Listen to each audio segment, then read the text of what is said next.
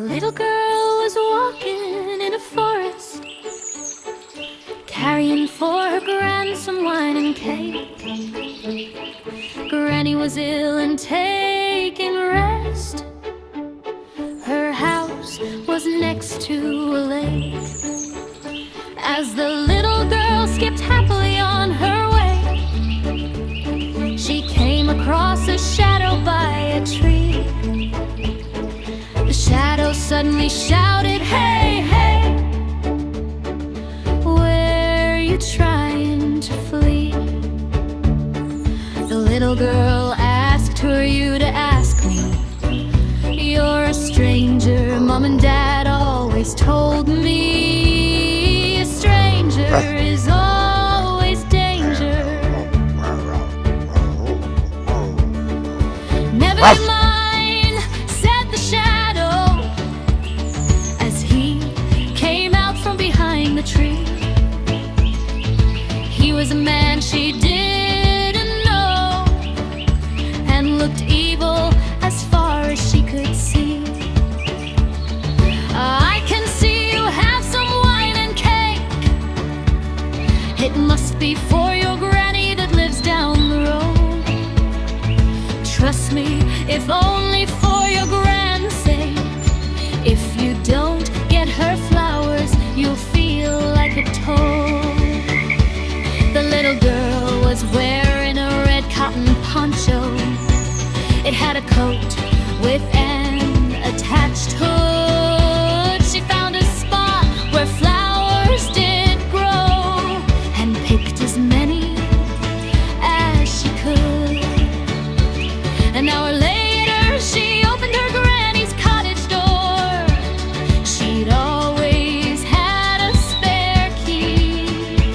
She placed her basket of food and flowers on the floor, and made them both a cup of tea. Little Red Riding Hood entered her granny's room, and saw that granny was lying in bed. It was so dark, it was all doom and gloom, and all she could make out was the shape of her granny's head. She looked at her granny and said, "My, oh my, what big eyes you have, Granny." A voice replied from Granny's bed, "So I can see you better with honey." Little Red Riding Hood added, "And what a big nose." The voice answered, "All the better to smell you with." "And what large teeth in your mouth there grows." A gravelly voice responded, "All the better to eat you with." The person Little Red Riding Hood thought was Gran was actually the person she'd met on the road. He was the same nasty and ugly looking man from whose pores evilness flowed. Little Red Riding Hood dived for cover as the evil man jumped out of bed. He ran and chased after her, and grabbed the hood on her head. Off came the hood and the little girl's hair, and the evil man stopped and stared in fear. For looking back at him with an angry glare was a disguised policeman, it was clear.